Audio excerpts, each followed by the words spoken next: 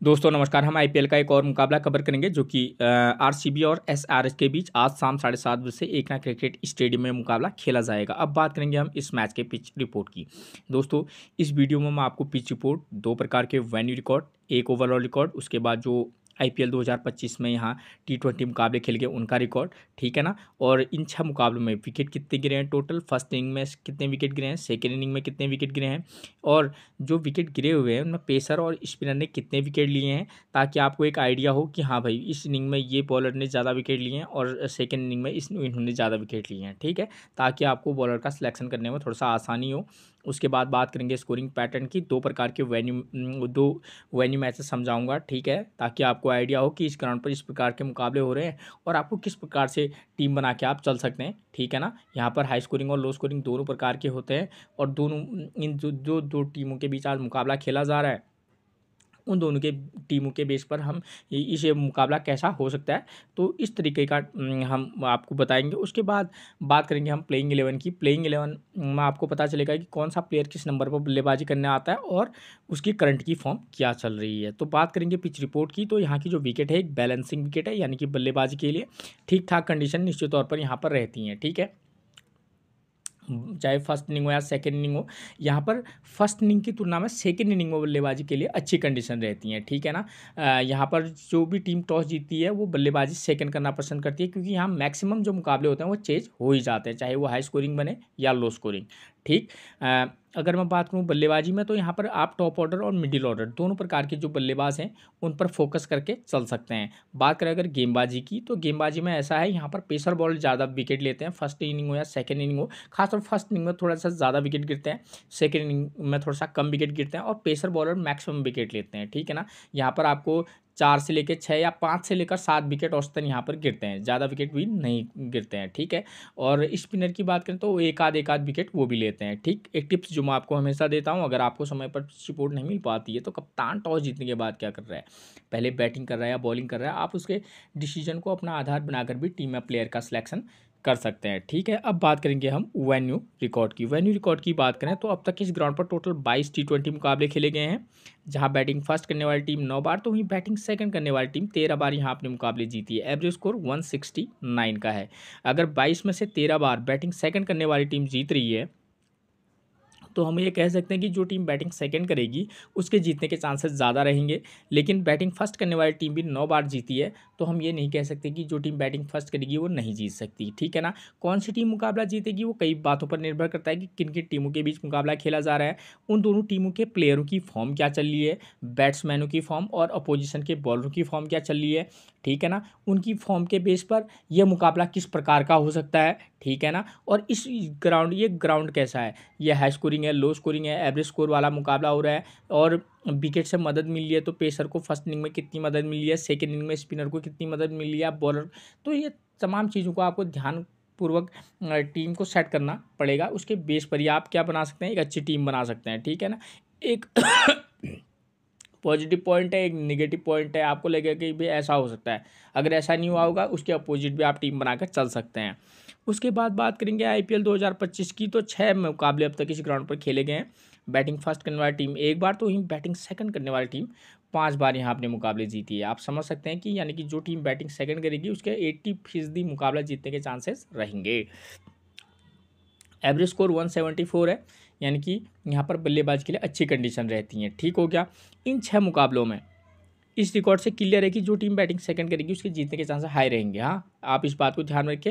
और इन जो 6 मुकाबले हैं इनमें टोटल विकेट कितने गिरे हैं, 63 विकेट गिरे हैं, ठीक है। जहाँ फर्स्ट इनिंग में 41 तो वहीं सेकेंड इनिंग में 22 विकेट गिरे हैं। तो कहीं ना कहीं हम कह सकते हैं कि जो टीम बैटिंग फर्स्ट करेगी उसके लिए थोड़ा टफ कंडीशन रह सकती है, मतलब बॉलर थोड़ा सा ज़्यादा विकेट लेंगे, ठीक है।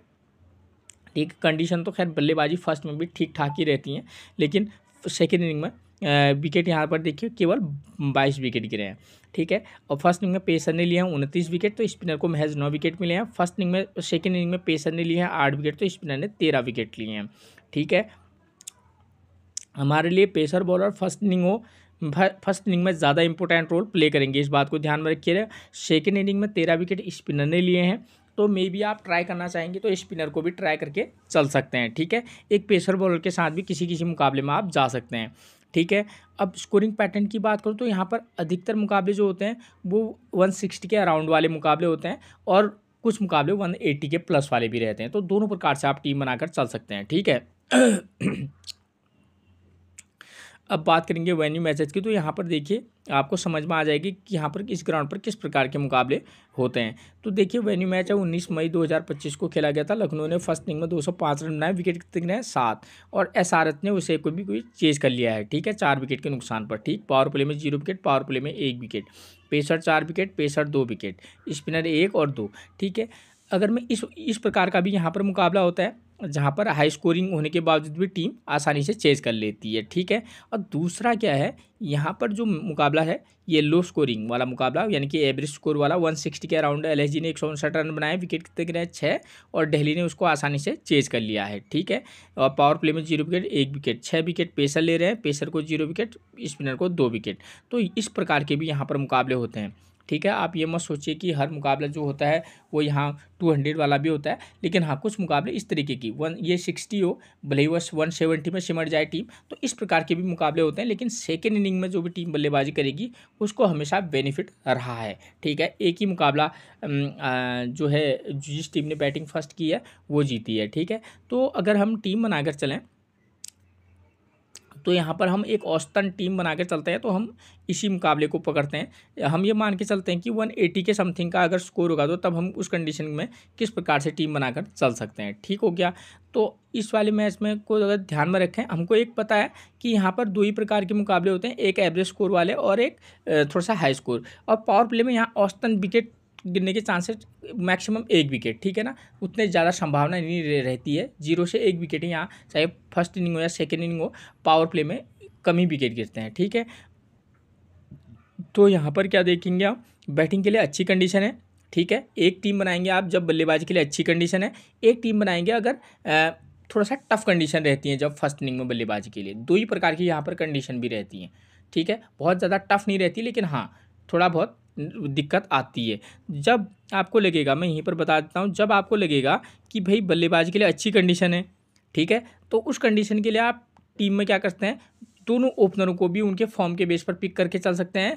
अगर आपको लगेगा थोड़ा सा टफ फर्स्ट पड़ सकता है बल्लेबाजों के लिए, क्योंकि बल्लेबाजों की फॉर्म उतनी अच्छी नहीं चल रही है, अपोजिशन के गेंदबाज अच्छी फॉर्म में, तो वहाँ पर आप क्या कर सकते हैं, वहाँ पर आप ये कीजिएगा कि टॉप ऑर्डर में 1 2 3 में से एक टॉप जो ओपनर होता है उनमें से एक प्लेयर को पिक कर लेना, फिर 3 4 में से एक को पिक कर लेना, यानी कि 2 4 और 5 या 6 में से एक को भी पिक करके चल सकते हैं, ठीक है। अब मैं टीम बनाता हूँ तो 2 कंडीशन होंगी, ठीक है।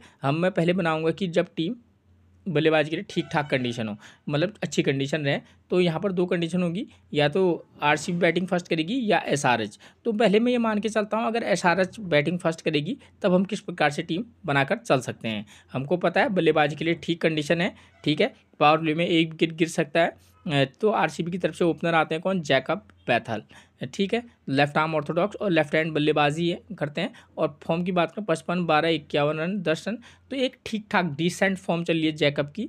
उसके बाद विराट कोहली की बात करें, ग्रेट फॉर्म में है, तो इन दोनों में से किसी मैच में तो आप इन दोनों को भी पिक करके चल सकते हैं, वरना आप विराट कोहली के साथ भी जा सकते हैं, इन दोनों में से एक को पिक करके चल सकते हैं।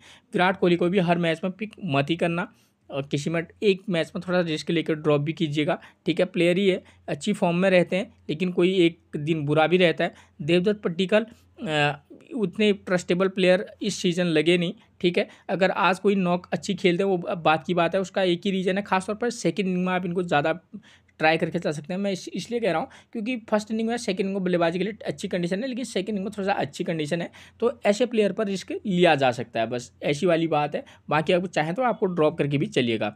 रजत पाटीदार का भी करंट का फॉर्म थोड़ा सा बेकार चल रहा है, ठीक है, उतने ट्रस्टेबल है नहीं, ठीक। पट्टिकल और हो या पाटीदार, इन दोनों में से किसी एक को पिक करना, उसका एक ही रीज़न है, बल्लेबाज के लिए अच्छी कंडीशन है पिच पर, लेकिन दोनों की फॉर्म ख़राब है। आप चाहें तो ड्रॉप आउट करके भी किसी मैच में चल सकते हैं। उसके बाद नंबर 5 पर मिलेंगे हमको जितेश शर्मा।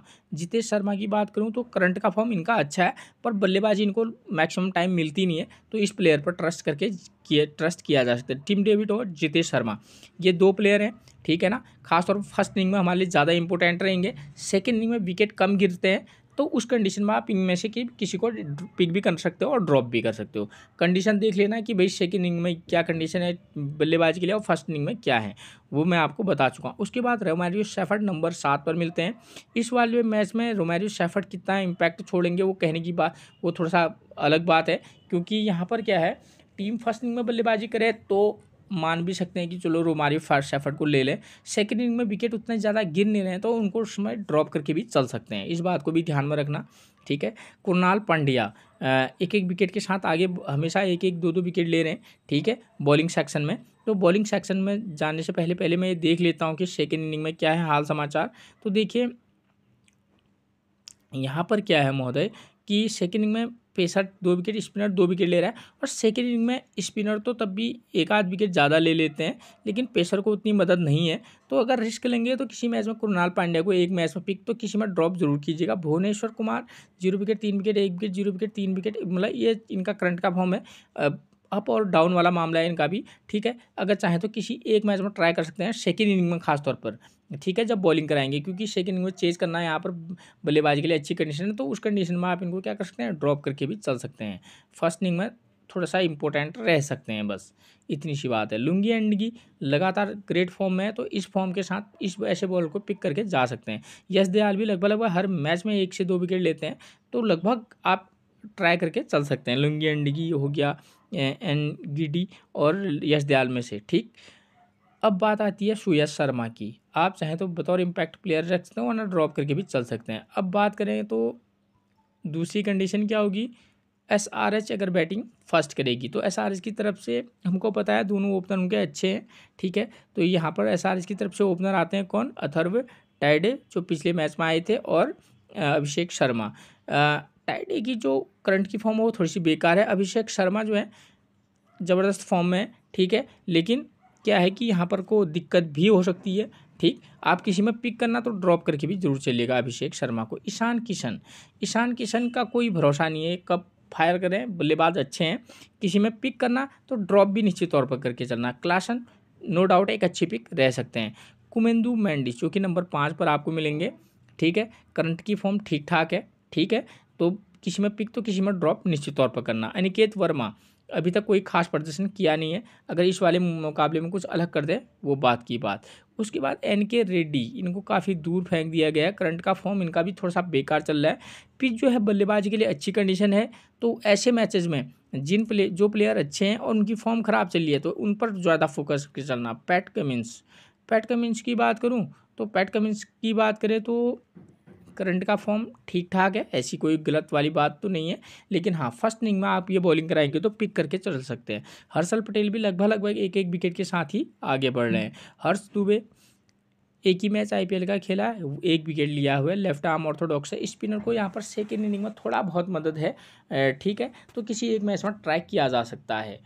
उसके बाद बात करेंगे ईशान मलिंगा, तो इस प्लेयर पर आप विशेष फोकस करके चलना, करंट का फॉर्म अच्छा है इनका। जीशान अंसारी, इनकी कोई खास फॉर्म चल नहीं रही है, ठीक है। तो ये थी मैच से जुड़ी हुई वो जानकारी जिसके बेस पर आप एक बेहतरीन टीम बनाकर चल सकते हैं। फिर मिलेंगे आपसे एक और प्रेडिक्शन के साथ, तब तक के लिए आप सबको मेरा प्रणाम दोस्तों।